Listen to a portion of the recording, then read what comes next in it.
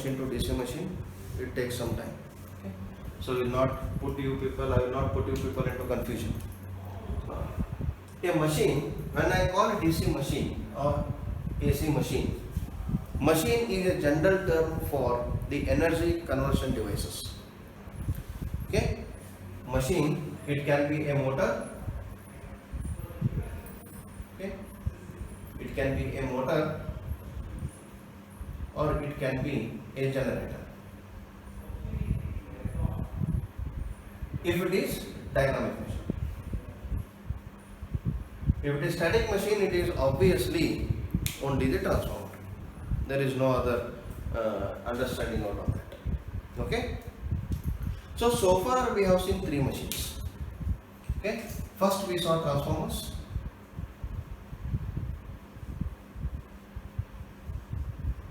Second we saw synchronous generators or alternators.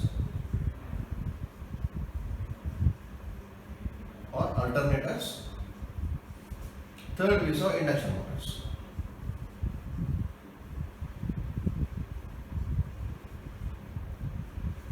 The general terminology for synchronous machines, generator is synchronous machine, induction machine, transformer as transformer. So what it does, transfers energy. It won't convert. Synchronous generator convert. This convert energy. Specifically I will not tell now, because if it is synchronous machine, now if I give mechanical energy input and the magnetic flux, it will convert from mechanical to electrical. Now if I give electrical energy to it and magnetic flux, it will convert electrical to mechanical. Now to the stator of the generator, to the armature of the generator, if I give three-phase supply and field is obviously connected to DC, then this synchronous generator starts operating a synchronous motor. Okay? Induction motor, when I give three-phase supply, automatically it starts operating as a motor. But if I give three-phase supply and if I connect the rotor to any prime mover and make it run greater than synchronous speed, okay, this if n is greater than synchronous speed, then induction motor acts as induction generator. It is very much useful in my wind energy conversion systems. Wind energy conversion systems operate at variable speed because wind speed is not constant there. Therefore, the blade speed, whatever we get, is not constant. There, with variable speed, I cannot use synchronous generators. If I have to get the maximum output from synchronous generators, I should make this generator to rotate at synchronous speed or rated speed. But for induction motors, I can generate the power at any speed beyond synchronous value. So if I connect the induction motor to the rotating fan of or the shaft of the fans of windmill, and if I look into that, the speed of operating speed of induction motor, obviously using gearboxes, if I make the operating speed of induction motor beyond its synchronous speed, then this induction motor starts now operating as induction generator. And till recent years, till last 5 to 6 years, all the wind energy systems were having induction motors.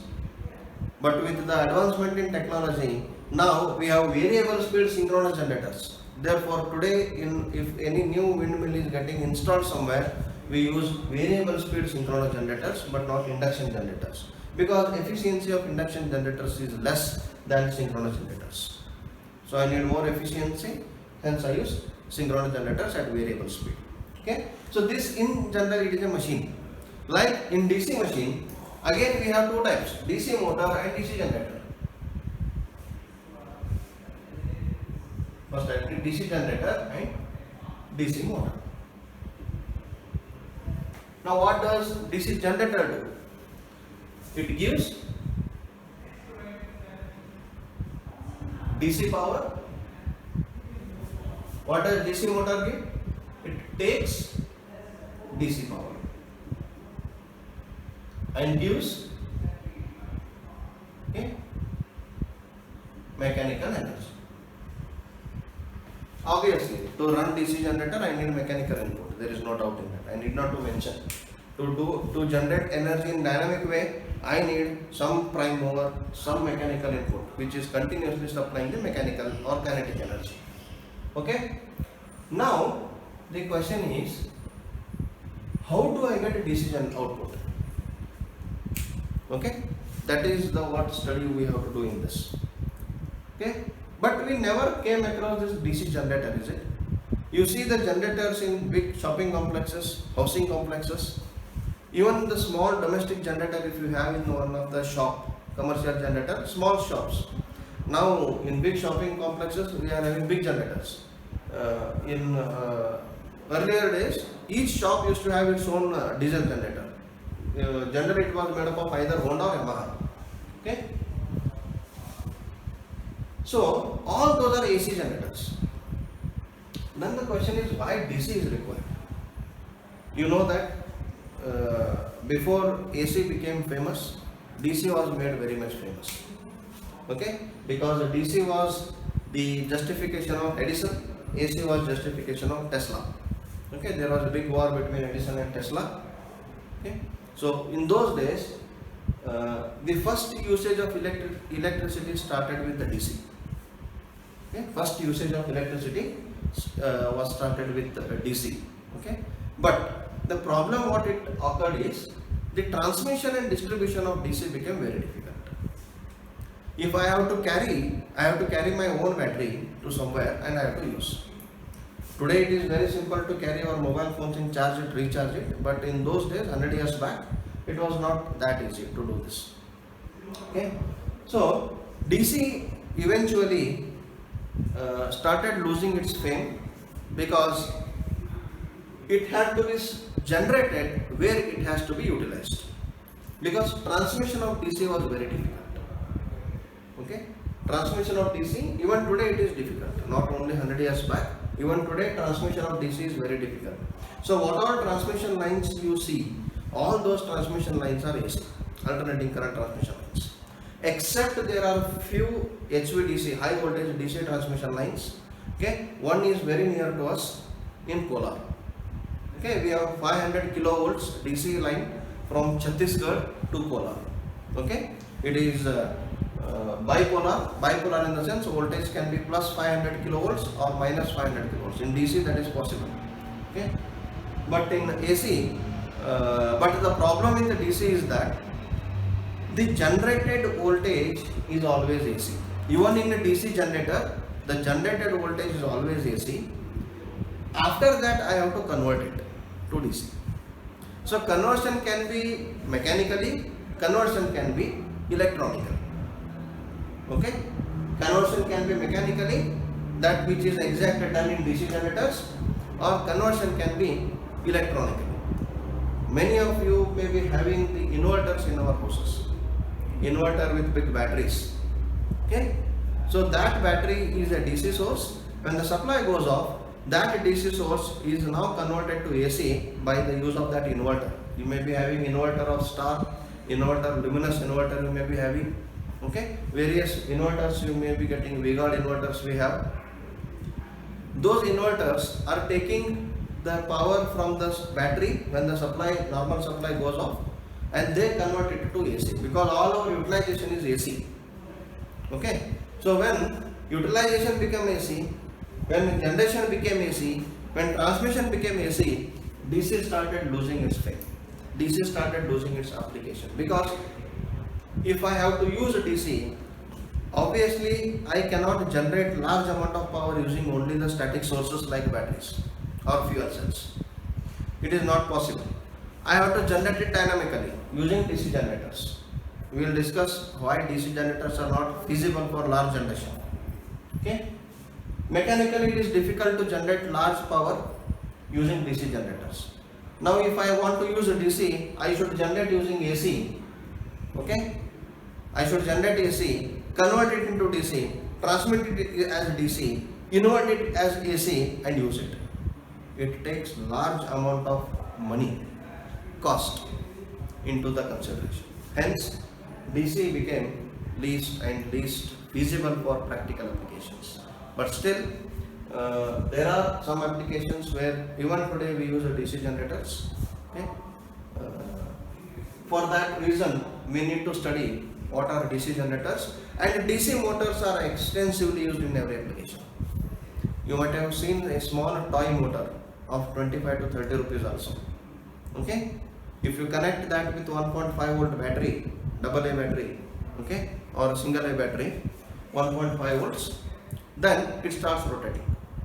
Okay, that all of you have done mini projects in your school colleges, or you might have at least played with that.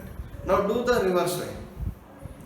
Connect something larger diameter object to it, which will be in the form of a disc, and the terminals what you get to connect to the battery, you connect it to a small LED bulb and rotate the shaft.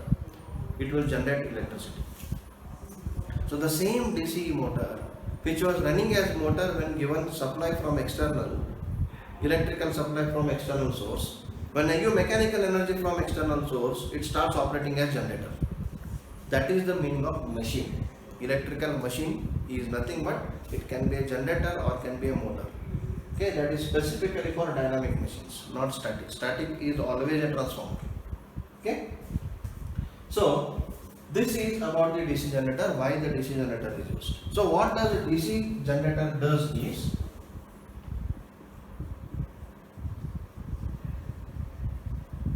DC generator does is, it generates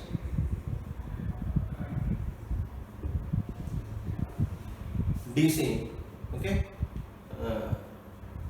generates DC power, okay,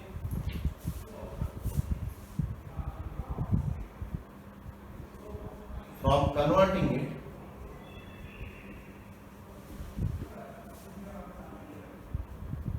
by converting it from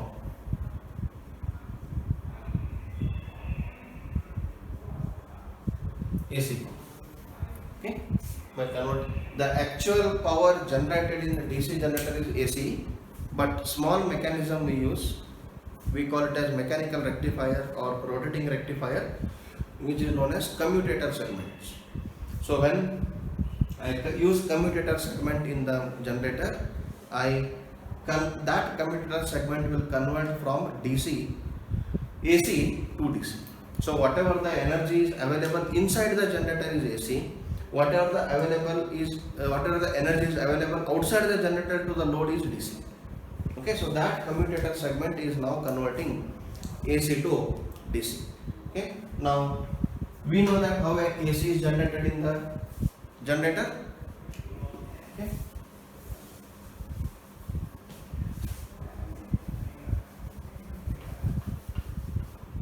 You know how AC is generated in the generator. Now suppose we have two poles. It is operating principle of DC generator. Okay. You can take operating principle.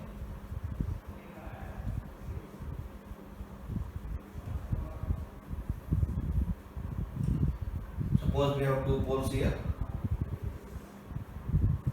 north pole and south pole. Okay. And we know the magnetic flux lines will orient from north to south. I can't say flow because these don't flow actually, these exist.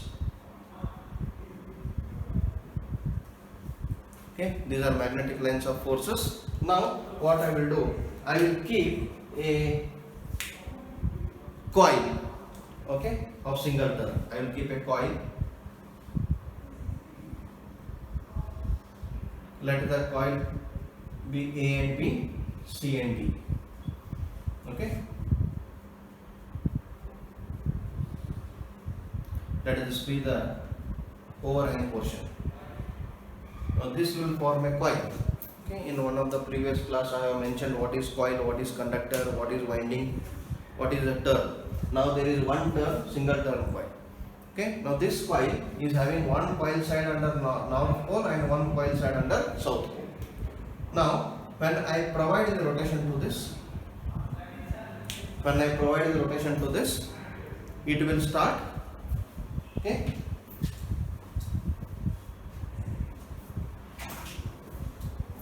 suppose suppose this is one turn or one coil. Now I will place this conductor in the magnetic field. I will place this conductor in magnetic field and start rotating it. So when it starts rotating, okay, when I provide the continuous rotation to this, when it starts rotating, then each coil side, this is one coil side, this is other coil side, then each coil side, okay, is now cutting the flux and an EMF is induced in this. Okay, so in one revolution, what is the EMF induced in this coil? This conductor, when this conductor or this coil side is under the north pole, okay, it will induce 1/2 cycle. When this conductor is under the south pole, it will induce 1/2 cycle. When they rotate, okay, and when this conductor AB comes under south pole, it will induce opposite half cycle. When this conductor CD, it will come under north pole, it will induce opposite half cycle. Okay. Now let us assume omega theta. Let us assume theta. Okay.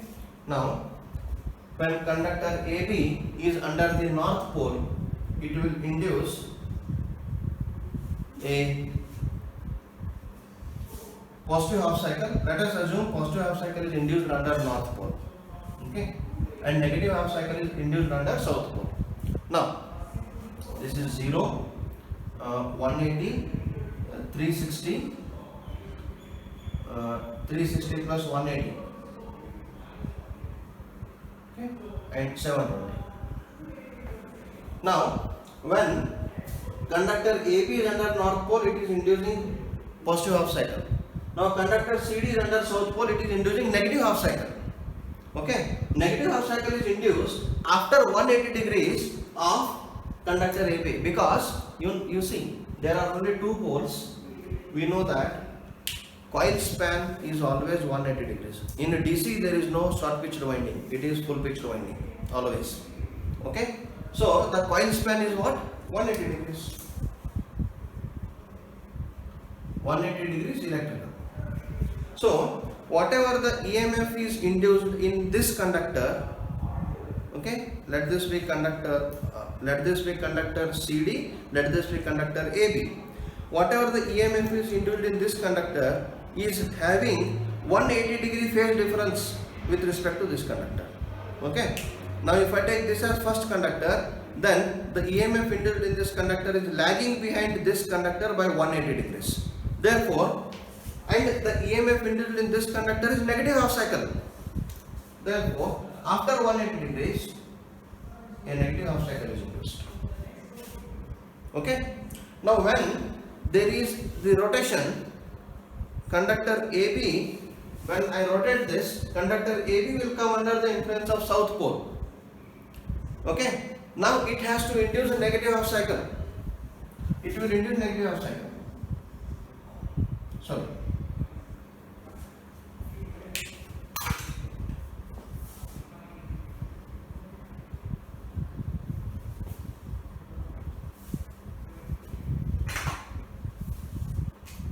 It has to induce negative half cycle here.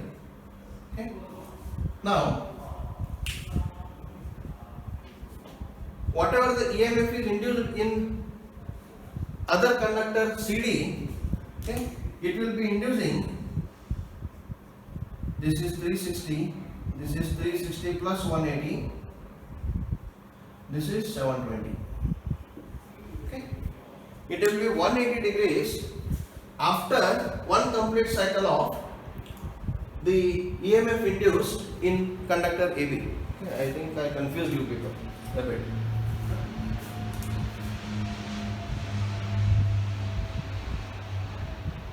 There is a complex angle relation. Okay. If I go on telling that, then you will lose whatever already I have told in previous all machines.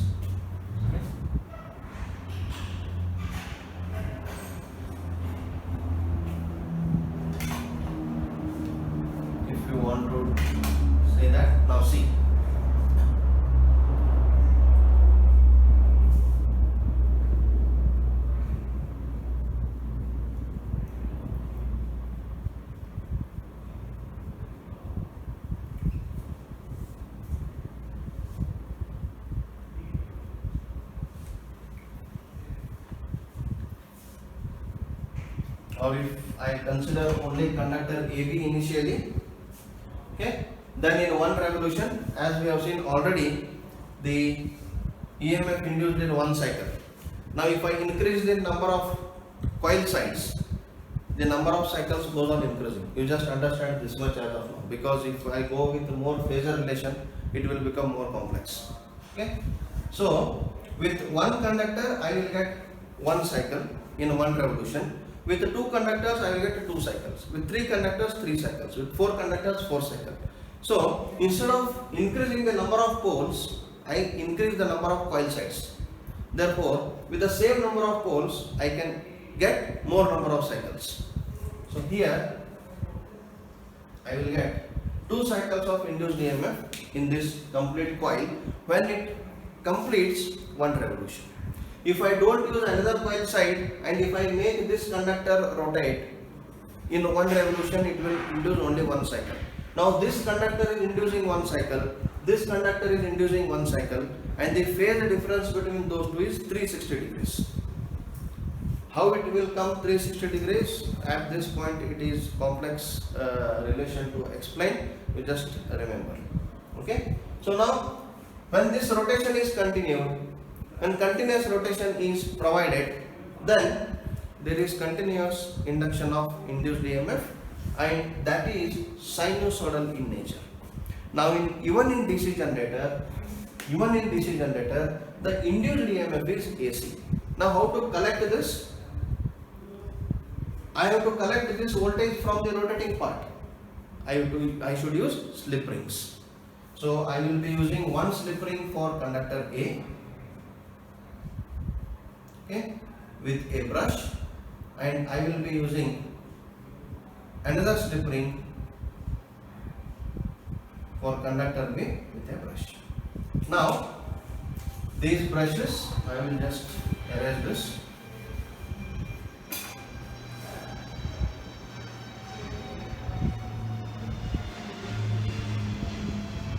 This is R. Okay, sorry, not here.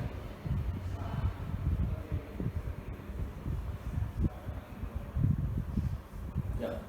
Okay. Now whatever the induced EMF or induced current I have is flown through R, and this is AC.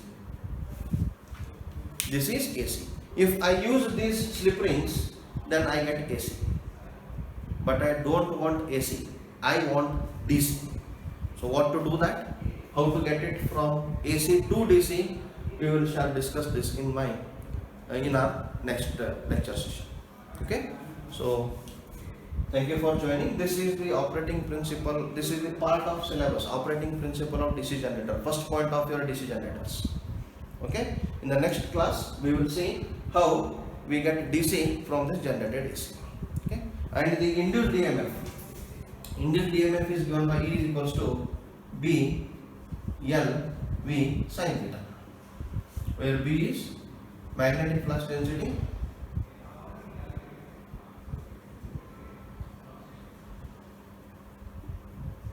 in Weber per meter square.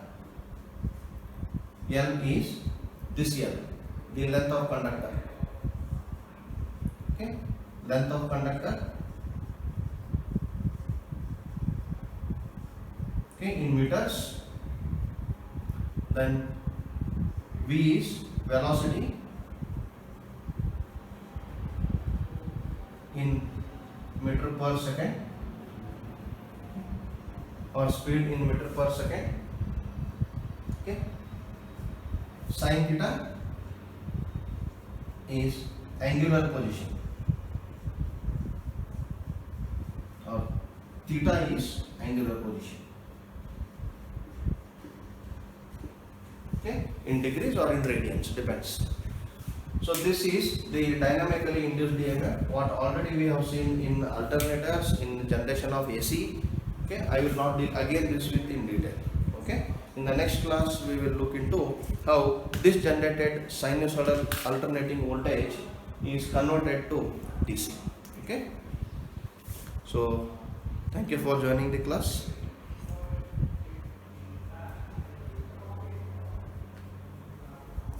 We'll end this.